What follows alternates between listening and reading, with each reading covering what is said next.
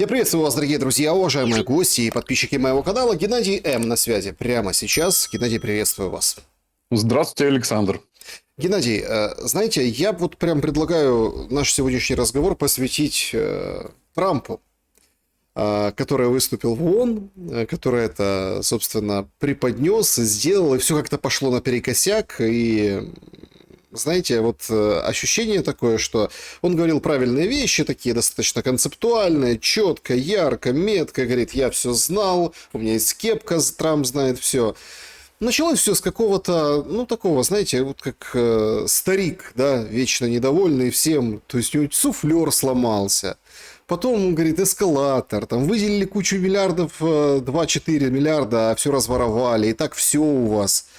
И вы знаете, вот это вот, конечно, перформанс Трампа на Генассамблее ООН, это, конечно, прекрасно. Нового мы мало что услышали из его позиции, конкретно то, что волнует там, аудиторию мою, например, да и всех там, всю русскоязычную аудиторию по поводу войны в Украине, ничего нового не сказал. Однако кажется, что все равно после этой речи мир изменился. Вот как бы вы оценили и что принципиально важного, на ваш взгляд, должно происходить после? Или как у Трампа, сказал, а ничего не происходит?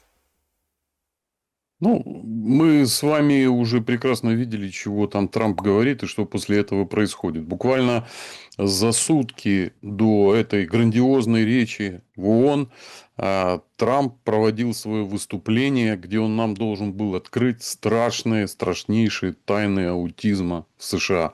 Мы знаем, что в США большой рост аутизма среди детей, он очень быстро растет и должен был сказать причины. Мы догадывались, какие это причины, и уже все в предвкушении потирали ручки. И вот, наконец, Трамп выведет всех этих нечистых людей на чистую воду. Но в итоге, значит, нашли парацетамол и сказали, что беременные женщины употребляют парацетамол, ну, там от температуры или еще от чего-то.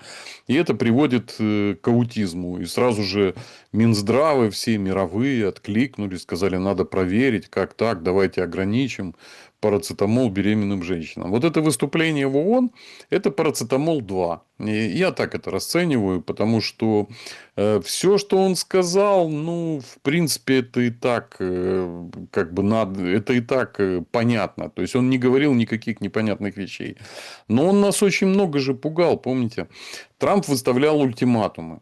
Всем поднимет пошлины до 100. Потом вроде отменял их. Потом Трамп давал 7 дней Путину на решить вопрос о мире на Украине, значит, потом 50 дней. 50 дней прошли. Ну, пока ничего не решается. И, собственно, вот эти все его заявления, то, о чем он говорит, это нормальный такой бизнес-подход. И те люди, которые с ним работали и знают его в прошлой жизни, в деловой, он всегда повышал ставки перед переговорами. То есть, выдвигал неприемлемые условия, говорил очень резкие вещи. Ну, потом съезжал немножечко, условия смягчались на переговорах, и все заканчивалось заключением сделки, ну, как ему казалось, в его пользу. Поэтому, вот, кстати, слово «сделка» мне не нравится. Вот сделка по Украине. Ну, что такое сделка? Сделка – это я у вас квартиру купил, да, там это вот риэлторы называют сделкой. Дело в том, что значение слова deal в английском языке, да, это не сделка, это соглашение. Have a deal, то есть, может быть, разводное дело, deal, да, там, to have a deal, то есть, прийти к согласию. Это соглашение. А сделка это как-то, знаете, нам с вами кажется, что нас кто-то продает или покупает. Выгодная сделка, невыгодная сделка. Да, конечно же, он поговорил, Трамп, об очень важных вещах. Мы все этого ждали. Вот состоится или не состоится вот эта самая реновация штаб-квартиры ООН. Вот ремонт на $500 миллиарда. Вот. А он, оказывается, перерасход с 2 миллиардов и 4 миллиардов. Вот Трамп недоволен. Я бы тоже был недоволен. Взяли 4 миллиарда денег куда-то потратили. Непонятно куда. Реновации нет. Затем... Вот важное заявление, кстати, он много делал важных заявлений, которые от него ждали избиратели. Очень много делал таких важных заявлений. Например, о рассекречивании дела Эпштейна. Это же было его вообще, это предвыборное обещание было. Вот я вас всех выведу на чистую воду и рассекречу этого самого Эпштейна, пока в сети не начали публиковать его фоточки прикольные с детскими утренниками там на этом острове. И что-то пошло не так. Рассекретили какие-то документы, вырезали какие-то кадры в камере. То есть, такое чувство, что полтергейст какой-то возник там. Вроде наблюдали за камерой Эпштейна, вроде никто не входил, минуту вырезали. Потом зачеркнули черным какие-то... Он же, вот смотрите, он в открытую говорил, я посажу Обама, Клинтона, всех посажу в тюрьму, они преступники. До сих пор на свободе никто никого не посадил. Вот эти угрозы, вот важное заявление, он еще одно сделал, да, например. Трамп заявил, что не верит предупреждениям об изменении климата и назвал это величайшим мошенничеством. Это же правда. Вот за это мы же Трампа любим, что он правду матку режет в разрез вот этой глобальной повестки. Вопрос, где действие? Где действие? Все равно это все продолжается. Все равно на Амазонах, на Озонах, на наших Авитах русских публикуют углеродный след на всех сайтах, считают, сколько его. И дальше все эти международные организации, которые карбоновые кредиты продают и покупают, они же никуда не делись. А ведь суть мошенничества, он же сказал, величайшее мошенничество. А суть мошенничества-то в деньгах всегда. Мошенничество – это желание прикарманить себе чужие деньги. Заявил, что да, это мошенничество. Далее серьезные заявления он сделал по ядерному оружию. Сказал, что это самая серьезная угроза для мира. Это правда, с ним трудно не согласиться. Да? И мы хотим добиться прекращения разработки ядерного оружия. Ну, прекрасно. Но когда мы смотрим по делам, здесь надо очень большую проводить такую стенку бетонную ставить, как между Мексикой и США. Слова и дела. Слова и дела. И, кстати, вот вы тут обмолвились об войне. Да? По войне можно посмотреть на слова и дела, что, какие у него, собственно, слова. Он хочет добиться мира, ну, дела-то там совершенно другие. То есть, дела продолжается эскалация, продолжается. Вот, например, я знаю, что очень многие наши русскоязычные украинцы записали Трампа чуть ли не в этот сайт, там, где и вы, наверное, висите. Вот этих плохих ребят, значит, которые плохие. Но это же неправда, ребят. Вы что? Трамп намного лучше для Украины, чем Байден. Он как бы более решительный. То есть, он делает хлесткие заявления, критикует всех, какую-то там коррупцию, еще что-то там он критикует. А в реальности поставки вооружений продолжаются. Они не уменьшаются. При Трампе они увеличились. Они не стали меньше. Украина имеет сейчас такой запас вооружений, что даже если она остановится, то полгода еще даже не будет никакого дефицита ощущаться. Так что надо судить по его делам. Вот. Ну и закончил он свое выступление тем, что надо реформировать ООН, потому что вот это вот надо прекращать, вот это ядерное оружие, потому что это все приведет к мировой ядерной войне. Мне это напоминает, знаете, вот по нарративу очень напоминает книгу Клауса Шваба «Четвертая промышленная революция». Ведь там произносятся совершенно правильные вещи. Вот абсолютно правильные вещи. Да? Что нужно упорядочить, решить, поднять образование, здравоохранение, борьба с природными катаклизмами. Все, что там написано, все очень правильно. Но средства и методы, которыми это будет достигаться, как мы с вами видим, они вот, ну, такие, которых мы не хотим. Такие, которых мы не ждем. Поэтому, ну, Трамп, ну, что он, собственно, он продолжает делать свое дело. Можно сказать, что его политическая позиция очень зыбкая, потому что признать, что отключение суфлера перед выступлением Трампа это техническая какая-то неполадка, ну, тяжело признать, да, зная о любви половины населения США к Трампу, особенно вот этого демократического большинства. Поэтому на ваш вопрос, что это было очередное выступление Дональда Трампа, которое к реальности имеет такое же отношение, собственно, как и наши с вами благие пожелания и надежды на что-то хорошее, доброе, мирное, к той реальности, которая нас окружает на самом деле. Ну, Вот смотрите, такой тут же какой момент достаточно серьезный.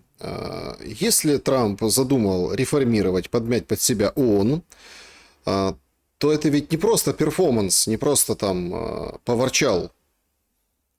Китай строит свои перспективные вот эти планы на глобальное управление на ООН-центричности.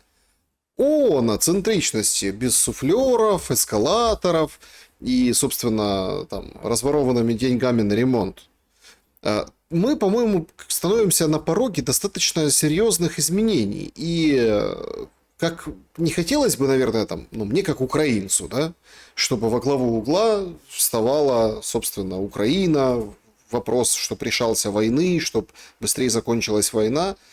Как раз-таки вот этим камнем преткновения, или, допустим, спусковым крючком, да, стала Палестина. Трамп четко, прагматично, как вы выразились выше, в бизнес-стиле, отказал, собственно, в признании Палестины. Сказал, что все эти страны, которые ее признали, они фактически пособники или там вознаграждают Хамас за их действия. И, мол, они как бы, ну, в общем, пытаются пестовать терроризм. А это уже очень серьезный вопрос. Вот этот водораздел Палестины, как оцените, насколько в контексте, ну вот, допустим, будущей конкуренции, да, между там глобальным югом или то, что называют глобальным югом, давайте, например, претензиями Китая, там, не Запада, давайте так выразимся, на, скажем, многополярность, насколько вот сейчас Палестина принципиально стала важна. Потому что кажется, ну вот если все же любят смотреть, когда БРИКС проходит какой-нибудь, да, вот смотрите, посмотрите на карту, а там реально полмира, а по населению так вообще большинство планеты. Так сейчас получается, что Трамп в меньшинстве по количеству стран, которые признают государство Палестина. Да, совершенно верно вы говорите. И причем в таком доминирующем меньшинстве. Я думаю, что, например, если бы проходила в Генеральной Ассамблее ООН какая-нибудь декларация, осуждающая, например, там войну, да, там вот нынешнюю, то, мне кажется, соотношение людей, которые бы их не осуждали, стран, оно было бы приблизительно такое же. Давайте подведем итоги. Просто вот первый взгляд кинем. Итак, у нас есть два события. Первое. Генеральная ассамблея ООН, да, принимает Нью-Йоркскую декларацию, поддерживающую создание государства Палестина. За декларацию проголосовали 142 страны и всего лишь 10 стран против. Представляете? И если мы посмотрим на эти страны, то у нас в голове картина не складывается. То есть мы понимаем, что есть другие какие-то голосования, по которым, например, страны британского содружества, ну это Канада, Австралия, Великобритания, всегда голосуют сообща. А здесь мы этого не видим. Итак, мы смотрим, кто, собственно, поддержал создание, ну понятно, да, там 142 страны поддержали. Кто против? Аргентина первое. Второе, ну, понятно, да, потому что Хавьер Милей – это как бы он хабатник сам и друг Трампа. Венгрия почему? Виктор Орбан еврей, причем ортодоксальный, но потом перекрещенный. Он никак по-другому не мог проголосовать. Собственно, сам Израиль, ну, с Израилем все понятно.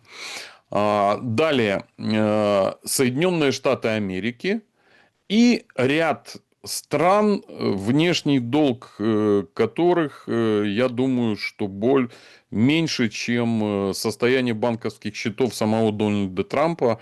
Это Микронезия, Науру, Палау, Папуа-Новая Гвинея, Тонга, ну и так далее. Вот. И у нас здесь, и как бы у нормального конспиролога закрадывается сразу сомнение, как так может быть, как США могут голосовать вразрез с Великобританией. Но это была первая часть этого действия, этой постановки, которая называется Генеральная Ассамблея ООН и Нью-Йоркская декларация. От голосования, что мы хотим, мы за то, чтобы было создано палестинское государство, в принципе, ну, нормально. Ну, проголосовали, да, мы хотим. Вопрос. Признание. Вот это уже более важная часть. И сейчас мы здесь увидим настоящий водораздел, над которым стоит подумать. Итак, Британия, Канада, Австралия признали независимость Палестины в границах 1967 года. Если внимательно посмотреть на разницу в картах, то по границам 1946 года фактически Палестина и занимает всю территорию современного Израиля. 46-й год. Если мы посмотрим на 47-й год, там был план ООН. Вернемся к декларации. То есть, неделю назад была принята Нью-Йоркская декларация по признанию государства Палестина. И в 47 году там был план ООН реальный, где Израиль получал, ну, часть побережья, это вот как раз там Тель-Авив. Иерусалим был полностью палестинским. Это декларация ООН 47 года. Ну, мы, кстати, можем вывести эту картинку, она не секретная. Итак, что произошло сейчас? В каких границах была признана Палестина? В границах 1967 года, где фактически часть Иерусалима относится к Израилю, собственно, Газа, ну, вот этот весь сектор, относится к Палестине. Ну, и западный берег реки Иордан, и, собственно, Палестина занимает по площади, ну, наверное, там, треть территории современного Израиля. Тоже, если мы посмотрим на нынешнюю карту, от Палестины не осталось ничего. Остался полуразрушенный город Газа, сама Газа уже снесена наполовину. Ну и, собственно, остались кучные поселения палестинцев на западном берегу реки Иордан.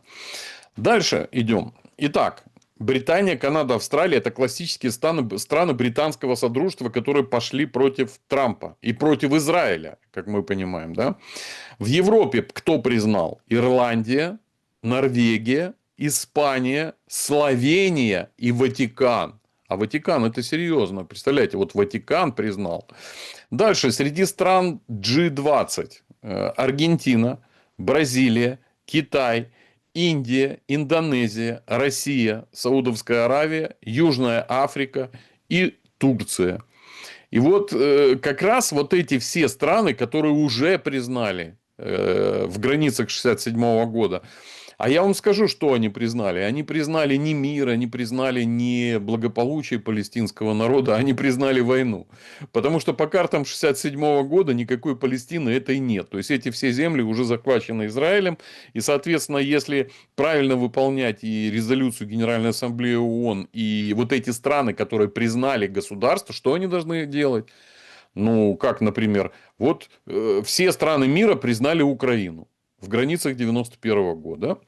Ну, и, соответственно, они что делают? Шлют оружие, значит, участвуют в этом конфликте за борьбу Украины, за свои вот эти вот, за свою территориальную целостность. Но если такие страны, как Британия, Канада, Австралия, Ватикан, там, Аргентина, Бразилия, Китай, Индия признали Палестину в границах 1967 года, значит, что они должны сделать? Содействовать, правильно? Это же международное сообщество в выполнении этой резолюции ООН, там тоже 1967 год фигурировал, для того, чтобы вернуть Палестину к границам 1967 года. Это буквально объявление Израиля вне закона.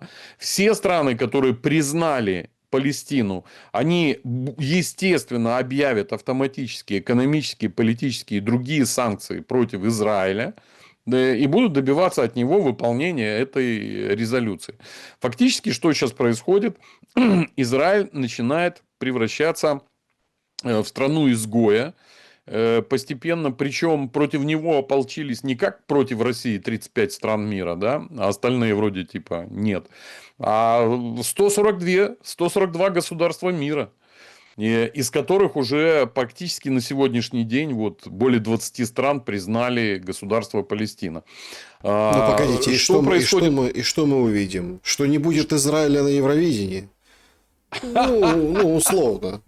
Ну, условно мы увидели выступление Нетаньяху, который сказал, что Израилю стоит готовиться к автаркии. То есть, к автономному существованию, когда будут перекрыты поставки, то есть, все сухопутные пути сообщения с Израилем будет перекрыто, потому что мы знаем, да, что вот Саудовская Аравия, Турция – это важные государства на пути транзитных коридоров. Если мы понимаем, как вообще устроена жизнь в Израиле, то мы понимаем, что там есть некий даже водопровод, трубопровод. Ну, то есть, там не хватает питьевой воды. Река Иордан, в которой крестили первых христиан, да, она превратилась просто в канаву. Это сухая канава, по ней ничего не течет по этой реке. Она условно бывшая река. Там нет воды. Вопрос, что будет с Израилем? Ну, значит, Израилю нужно повышать мощности осушения, которые у него есть на море. Они же там, вернее, обессоливание, они обессаливают воду, потому что, ну, как бы, дальше ему нужно куда-то сбывать свою продукцию, и ему нужно где-то брать углеводороды. Ну, понятно, что пока нет морской блокады Израиля, то там будут приходить какие-то танкеры, и они будут возить. Но вопрос, откуда танкеры?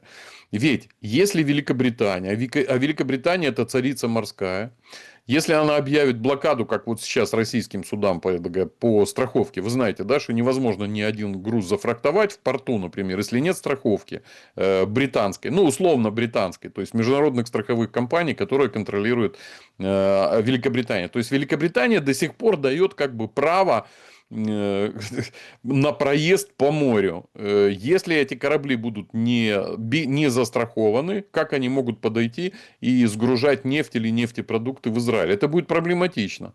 А такие агрессивные страны, которые делают агрессивные заявления, ну типа Турции, да, которая говорит, что Израиль занимается там геноцидом и так далее, они вообще должны предпринимать какие-то и другие и военные или блокадные какие-то меры. Слушайте, очень интересный вопрос. Приблизительно 3 года назад, когда мы обсуждали этот вопрос там со Стивом Дудником, я ему сказал непопулярную версию о том, что Британия, в принципе, это же ее территория по управлению. Все эти страны, в общем-то, и король Иордании, это полковник Ми-6 британский, ну, то есть британской армии. Они все носят британские военные награды и британские мундиры. То есть это ее территория. А Британия решила проект Израиль закрыть. Что такое Британия? Британия – это страна, которая управляется семейным родовым еврейским лобби. Значит, еврейское лобби решило закрыть проект Израиль. Кто против? Естественно, сионисты, так называемые, и секта Хаббат. Ну, поскольку Трамп является активным сионистом и участником секты Хаббат, он, конечно, будет всячески поддерживать Израиль. А Великобритания не будет. И это не значит, что вот эти все народы, которые признали государство Палестина, это не значит, что они против, как бы сказать, против Израиля или они антисемиты какие-то. Не-не-не, это вообще не об этом сейчас не говорит. Если мы помним, Генри Киссинджер, яркий сионист вообще и представитель, ну, он, собственно, был и советником президента в США, и был идеологом в основном работы с Восточной Европой и Советским Союзом, он сказал, что государство Израиль будет ликвидировано. Вот это вот в это десятилетие. Ну, правда, Генри Киссинджер уже умер, но он это предсказал, что государство Израиль существовать не будет. Соответственно, при таких экономических параметрах, как сейчас, и при поддержке Соединенных Штатов Америки, только Соединенных Штатов Америки, без Великобритании, Канады, Австралии, европейских стран, оно не может существовать. Но здесь еще есть второй аспект. Если мы сейчас с вами посмотрим на все протесты пропалестинские в США, в американских университетах и так далее, кто их делает? Патентованные леваки. Такие же, как убили Кирка. Это, собственно, это патентованное левое движение. Носит ли оно своей целью политической создание государства Палестина? Нет. Ну, как бы, или признание. Нет, совершенно не носит. Абсолютно это не его цель. Они просто разгоняют эту повестку, потому что они рассчитывают на левую часть общества и на мусульманскую общину, на исламскую общину. То есть, они ее как бы привлекают вот к этой самой левой байденовской, обамовской, клинтоновской повестке, которая борется в свою очередь с Трампом, потому что он представляет для них какой-то интерес. Поэтому здесь в развитии событий здесь есть два варианта. Либо это все заглохнет на том месте, на каком есть. Никто не будет Израиль до границ 1967 года сжимать там за счет каких-то мировых армий там, или какой-то коалиции западных войск. Никто этого делать не будет. Но это такой плевок в лицо Трампу. всей его технатовской республиканской администрации. И они сейчас будут использовать эту ситуацию, потому что ситуация с геноцидом в Газе достаточно сильно раскручивается мейнстримовскими западными СМИ. Очень сильно она раскручивается. То есть, причем эти западные СМИ принадлежат, опять же, кому? Евреям. Да? Там Руперт Мердок, например.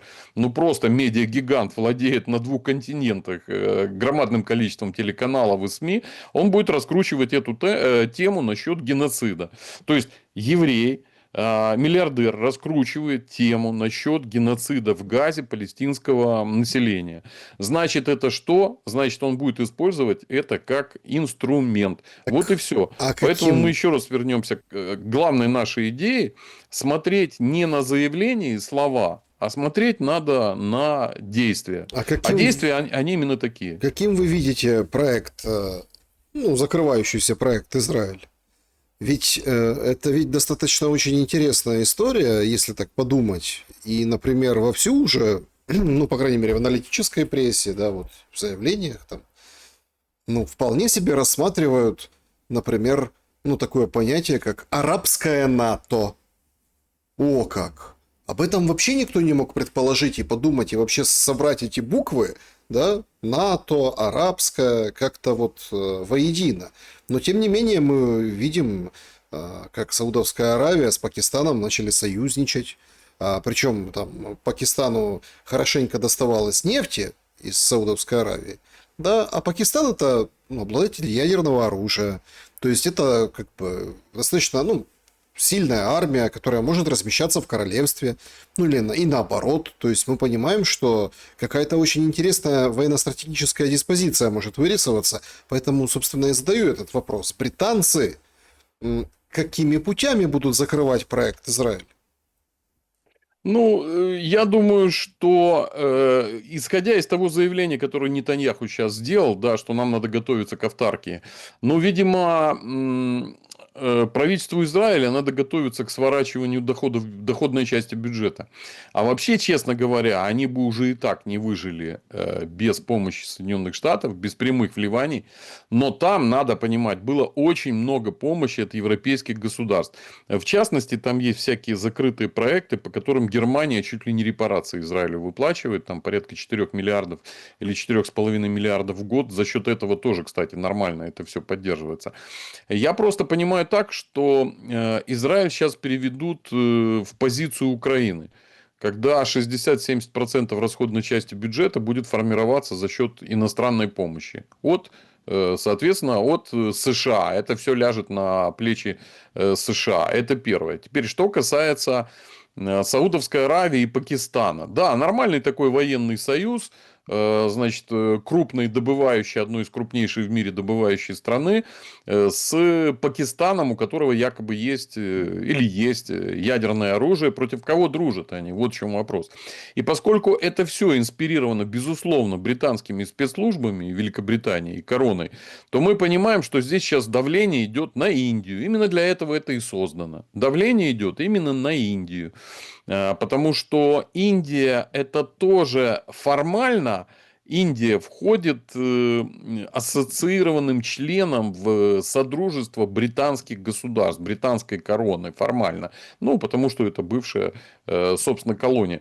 Но Индия сейчас стала проявлять самостоятельность. И этот шаг, он был ожидаем после исторической встречи Моди и его визита в Китай, где они с Си Цзиньпином жали друг другу руки и заключали какие-то, в общем-то, важные соглашения.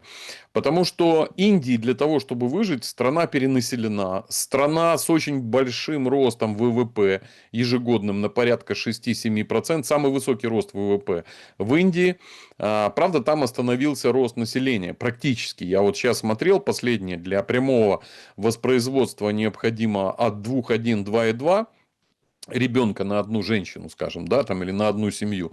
А в большинстве штатов Индии там уже 1,3, 1,7, то есть они съехали, они будут прекращать расти, поэтому они сейчас идут с небольшим отставанием от Китая на 15-20 лет.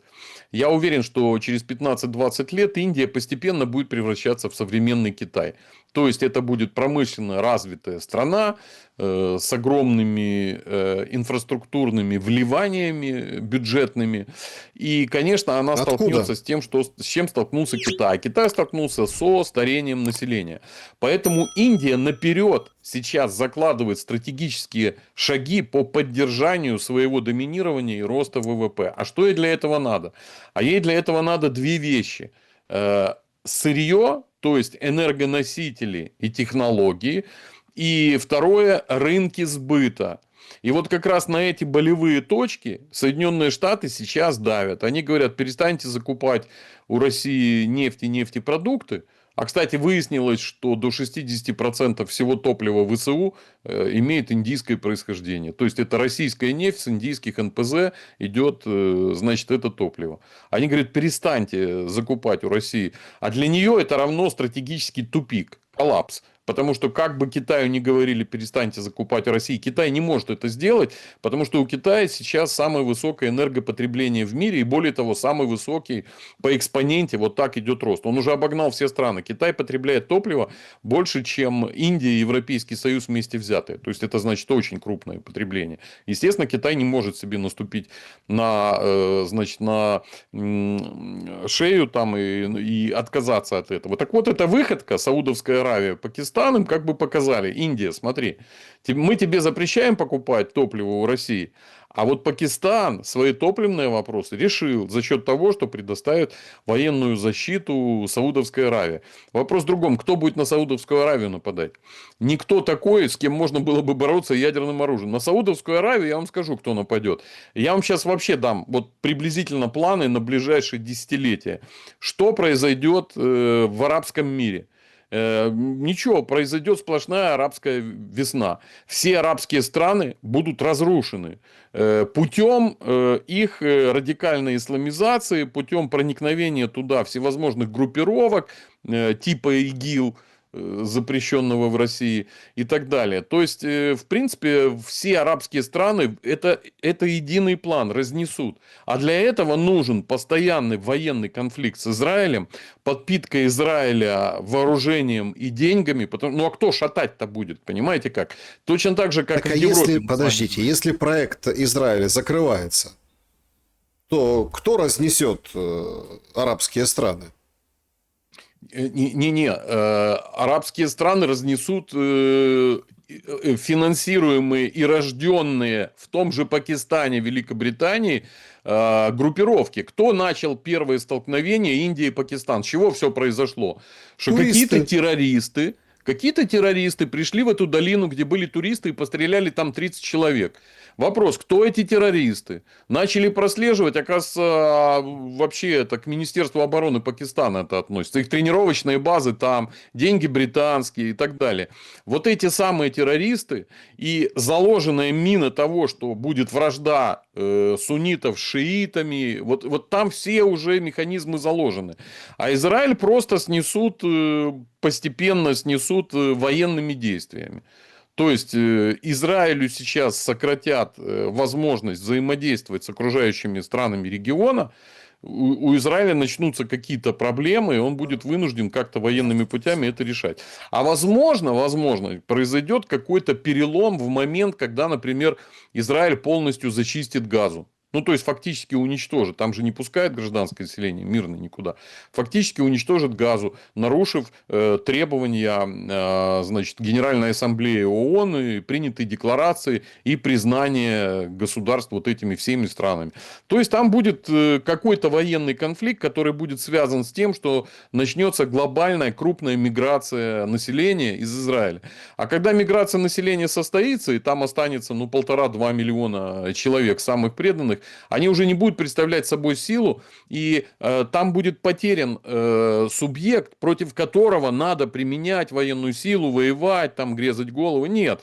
Просто пропадет, как они говорят, мы же не боремся с еврейским народом, мы боремся с преступным сионистским режимом Нетаньяху, который занимается геноцидом. У нас нет проблем, у нас вопросов к евреям нет, у нас есть вопрос к этому сионистскому плохому режиму. Вот этот режим, скорее всего, будут свергать. Мне кажется, что Нетаньяху Нетаньяху может закончить достаточно плохо. В принципе, да, он может закончить или в наручниках, или вообще его там прибьет какой-нибудь ракетой. Вполне это может случиться.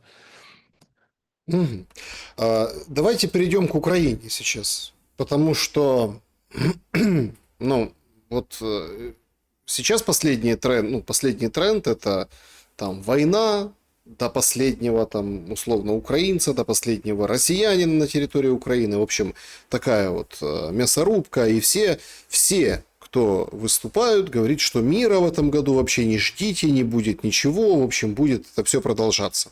Вместе с этим, там, например, вышел вчера Рогозин и говорит, слушайте, ну тупик, тупик.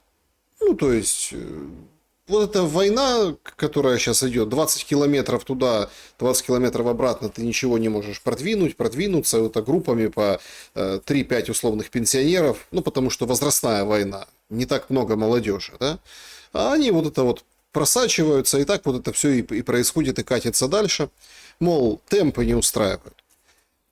Темпы не устраивают, это очень излюбленный прием украинской пропаганды. Ну, имеется в виду, а смотрите, ни одного областного центра не захватили. А смотрите, там даже крупного города нет. А вот поглядите, там потери жуткие. Даже Трамп говорит, Россия там такая-сякая, не хочет останавливаться. Как повлияют? Есть такое мнение, что события на Ближнем Востоке, они вот очень плохо влияют на события в Украине, для Украины. Кто-то говорит для России, кто-то говорит вообще не влияют, отстаньте, это вообще два разных полюса. Единственное, что там, ну, может, вооружение, дефицит будет, потому что на Ближний Восток нужно будет оружие. Но даже по Урсуле, если судить, выходит она и говорит, а мы газу будем восстанавливать. Ну, в общем, окормляться на Ближнем Востоке, выделять деньги, списывать и что-то там строить. Так, помните вот это выражение, Америка там не может вести 2 войны, там 1,5, а Европа может вести 1 войну и 1 восстановление? Ну, если следовать планам, то есть смотрите как, они же много чего говорят, да? Очень много чего говорят. Надо смотреть за действиями. Вот, например, я буквально сейчас смотрю завершение выступления Трампа. Трамп назвал Китай и Индию основными спонсорами украинского конфликта за их экономическое сотрудничество с Российской Федерацией. Это слова. То есть, Китай и Индия основные спонсоры украинского конфликта. А я смотрел, значит, обзор поставки FPV-дронов и компонентов для беспилотных летательных систем армии Украины. 60% поставлено Китаем. Китайская Народная Республика является основным поставщиком. Это только Китаю. А все остальное, то, что поставляют, они же тоже сделаны из китайских, значит, деталей.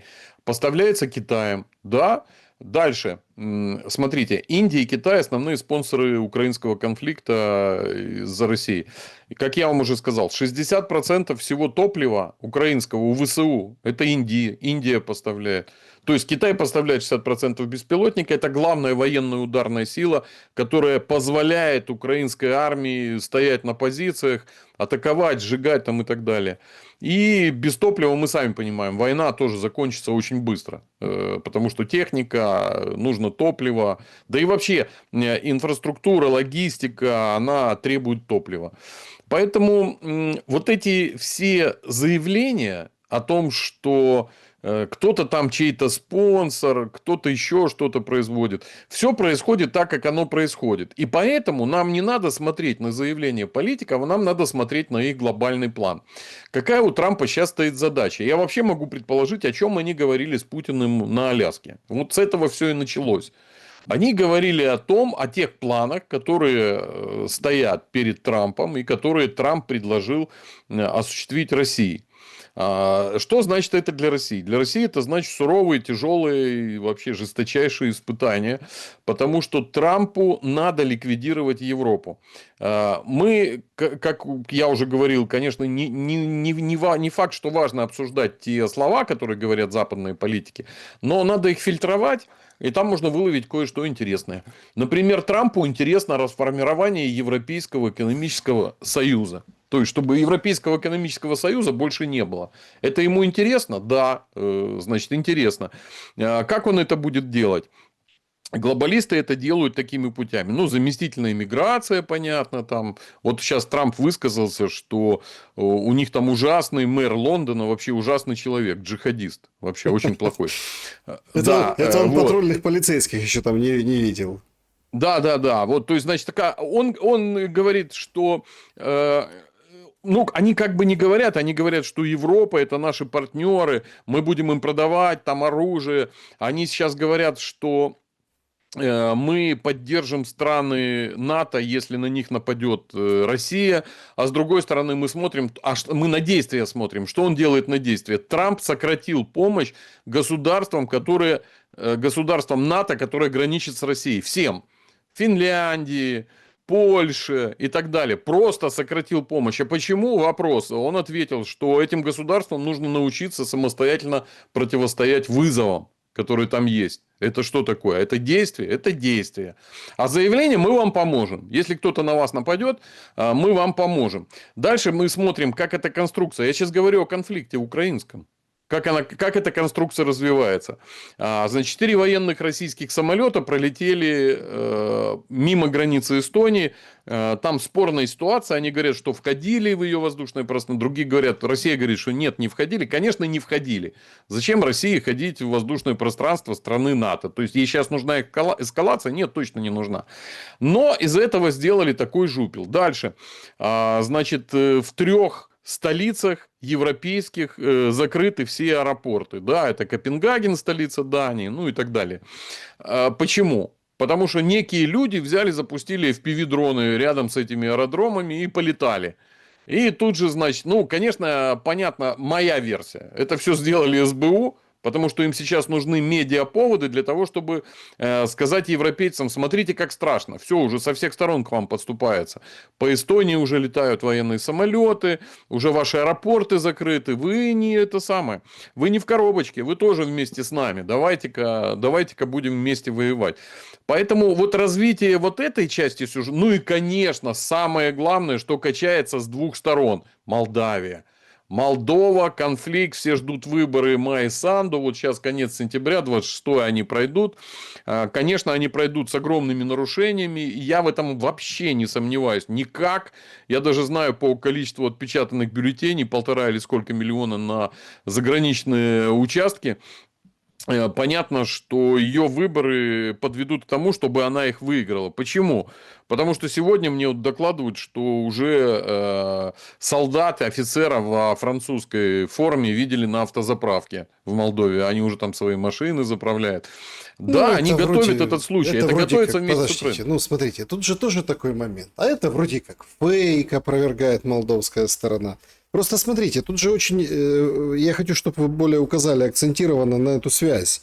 Над дронами, которые тут летают над аэропортами, вдруг не пойми чьи, не пойми какие. Причем местные говорят, так полиция такие же использует. Ну, это же не ноу-хау. Все так думают, что, ой, дрон есть только в Украине и в войне. Нет, полицейские ездят на машине, следят за перекрестками. Это уже как бы практика такая, ну, именно там. Ну, видите, какой переполох. Переполох искусственный. В Приднестровье, точно Приднестровье, Молдова, да, точно такая же история. Значит, Санду говорит, что сейчас Россия возьмет власть, пророссийские заберут власть, выгонят Санду и будут атаковать Одессу с того краю, там, 100 километров, чего уж там, что там идти, как говорится. Россия выходит тоже с каким-то очень непонятным заявлением, лично я его не понял, что наоборот это румыны хотят, и там НАТО хочет оккупировать Молдову. Внимание, вопрос, зачем им оккупировать Молдову, если они там и члены, ну, в общем, и в члены хотят, и стараются тоже там, по ним там весь соросятский клубок и все глобалисты там сейчас сидят, то есть в Молдове, и такой интерес большой. Ну, какая-то странная логика. И все вот на этом как бы шумят. А в оконцовке что будет? Пшик, а война в Украине как идет, так и идет. Нет, там же вот какая история. Еще раз вернемся, вот зачем Трамп вызвал Путина на Аляску. Угу. У Трампа стоит жесткая задача опустить Европу. Ну, экономически создать проблемы и привести к тому, что Европейский Союз распадется. То есть, каждая страна будет сама по себе. Для этого военная фаза, конечно же, необходима. И российская угроза необходима. Вопрос. Вот еще раз вернемся к тому, что многие украинцы считают, что Трамп предал Украину. Ничего подобного. Еще раз говорю, вообще ничего подобного. Это там его заявление слушать насчет мира, это ерунда. Трамп сам первый не хочет этого мира. Он хочет, чтобы эта война продолжалась. Но, с другой стороны, он попросил у Путина: слушай, а надо это, давай это, там в Прибалтике, в Европе начнем там это вот все делать. Так вы же Причем говорите, и... это, подождите, вы же говорите, что это СБУ. В смысле? Нет, стоп, стоп, стоп. Я имею в виду исполнителей провокаций с беспилотниками. Вот беспилотники в Польше были. Это 100% СБУ. Ну, это 200%, что СБУ. Потому что если бы Россия хотела делать провокацию, она бы послала 3-4 беспилотника. Ну, 5 там. Ну, да, там 18-19 посылать Россия точно не стала бы. Это первое. И второе. Россия никогда не использует беспилотники без взрывчатки. А почему их не было в небе над Польшей? По одной простой причине. Дело в том, что по взрывчатке безошибочно определяется производитель самого взрывчатого вещества. Поэтому там не было взрывчатки. Да, это были сбитые или упавшие, или выведенные украинским рэбом из строя российские беспилотники двух типов. Да, действительно, они были. Но у них не было взрывчатки. Потому что если бы хоть на одном была взрывчатка, во-первых, это очень серьезная эскалация. Представьте, если взрывы на территории страны НАТО раздаются. А их взрывов не было. Были просто беспилотники. И, кстати, была одна очень фейковая, интересная заметка, на которую я купился. Разнесли какую-то школу или коровник, или еще что-то. Дом какой-то там в Польше разнесли. Оказалось, что это фотографии десятилетней давности. Там давно крышу ветром снесло и так далее. Я имею в виду, что когда готовится какая-то акция, да, вот, например, расширение военного конфликта за пределы Украины, то обязательно должны быть инфоповоды для этого. То есть, должна быть какая-то подана фактура, почему так и именно так поступает, например, руководство Румынии, руководство Польши. Нет, я Почему они в просто, этот смотрите, конфликт ввязались. я увидел противоречие, поэтому попросил объяснить. Значит, давайте еще раз. Путин и Трамп, по вашей версии, в Анкоридже договорились о том, что, в общем, давай как бы без вот этой военной истерии Европу быстро не задушить. Поэтому давай, Путин, включайся. Ну, правильно я вас понял? Правильно. Да, да, конечно. А дроны Поэтому... и провокацию делает СБУ. Так что, СБУ и Украина работает в одной парадигме с Кремлем? А что, СБУ Украина самостоятельный субъект, который не слушает Соединенные Штаты, что ли? Да, я могу сказать, что вообще всю стратегию определяют американские военные советники, Пентагон. Все цели для наводки ракет дают американские военные из Пентагона. Всю разведывательную информацию поступает от них. Украина очень хороший исполнитель. Я уверен, например, что северные потоки взорвала Украина. Да, возможно, там были исполнители из СБУ. Возможно. Но вопрос, если ты человек военнослужащий, полковник Кузнецов, тебя вызвали и говорят: так, записывай, вот идешь туда, делаешь то-то, то-то. Вот тебе бюджет, вот тебе люди. Ты что скажешь? Не, я не буду. Ну, увольняйся тогда или в тюрьму садись. Но мы сейчас можем с вами обвинить этого полковника в том, что он там организовал взрыв Северных потоков-2. А команду получил якобы от самого Залужного. Но здесь надо смотреть на фон, да. Допустим, администрации президента Украины Залужный не нравится. Ну, не нравится он им. Зачем он им нужен? Да? Потому что у него рейтинг выше по опросам, чем у Зеленского. В случае чего, если объявят выборы, значит, Зеленскому против него не справиться. А давай мы его объявим в терроризме. Да, давай. А давай мы найдем этого Кузнецова, а давай мы поговорим с американцами, пусть они там кого-то сдадут. Американцы позвонили итальянцам, нашли этого человека, арестовали, сдали. Вот уже конструируется какой-то повод. Нам же с вами надо смотреть не на то, что говорят люди, даже не на события, а нам надо смотреть на стратегию, а что дальше будет, на тенденции. Я вот смотрю на тенденции так, что Трамп поговорил с Путиным и сказал ему, что: Владимир, давай будем Европка немножко воевать делать. Я подгоню там порох, я подвезу. Я все сделаю там. И с деньгами там тебе вопрос решим. А дальше он требует у Европейского Союза: прекратите полностью закупать энергоресурсы у России. Для Европейского Союза это, ну, однозначно рецессия. Это просто 100%, это автоматически будет рецессия. Тем более сейчас на рынке дефицит топлива вообще. Россия до 1 января 2026 года закрыла вообще экспорт, понятно, да, потому что горят заводы, НПЗ, его внутри не хватает. Надо смотреть вот именно на действия, что происходит. И по действиям я вижу, что все идет к тому, что вот этот приднестровский вариант и прибалтийский вариант будут использованы. Для того, чтобы использовать прибалтийский вариант, надо создать инцидент. То есть, вот эстонцы говорят, а мы не сбили русский самолет только потому, что у нас нету боевой авиации, поэтому мы и не сбили, а так бы сбили. Вопрос, а что бы было? И дальше начинаем читать Путина, и Путин тут начинает уже, значит, всякие злые вещи говорить. Первое, он говорит, что если бы сбили, то мало бы вам не показалось, мы бы вам это все ответили. Вторые вещи, да, мы до сих пор молчали, но сейчас вы переходите уже там очередные красно-коричневые линии, и мы уже тут начнем серьезно отвечать. То есть, он включается в эту риторику. И эта риторика идет в рамках общей концепции о развитии военного конфликта в Восточной Европе. Все, я только так это вижу. Поэтому с Украиной, ну, видимо, если им надо будет запустить этот конфликт военный в Восточной Европе, да, то украинский конфликт будет развиваться по такому сценарию, приблизительно, я говорю, вот приблизительно, как вот я слышу от военных. До декабря месяца украинская армия, личный состав будет истощаться. То есть, появятся какие-то или котлы, или какие-то прорывы. На каком-то из участков фронта произойдет большой прорыв. И вместо 20 километров туда, 20 километров сюда появится какое-нибудь движение в чистом поле на 50, 100, 150 километров, где нет укрепов. А их там просто не строили. Потому что там не ждали боевых действий. Да? То есть, российская армия продвинется туда. Это может зашатать политическую систему. Дальше, следующий шаг. Это может, что вот сейчас боится администрация президента Украины, то, что чиновники начинают сбегать. То есть, чиновники пишут заявления, чиновники переходят в дипкорпус. Это стоит определенных денег. Через там людей Ермака это можно решить. Заносишь сколько там миллионов долларов. И тебя назначают каким-нибудь там помощником второго посла в Австрии, например. Да? И ты вот работал в правительстве Украины, а теперь ты работаешь помощником посла в Австрии. Но ты находишься за границей.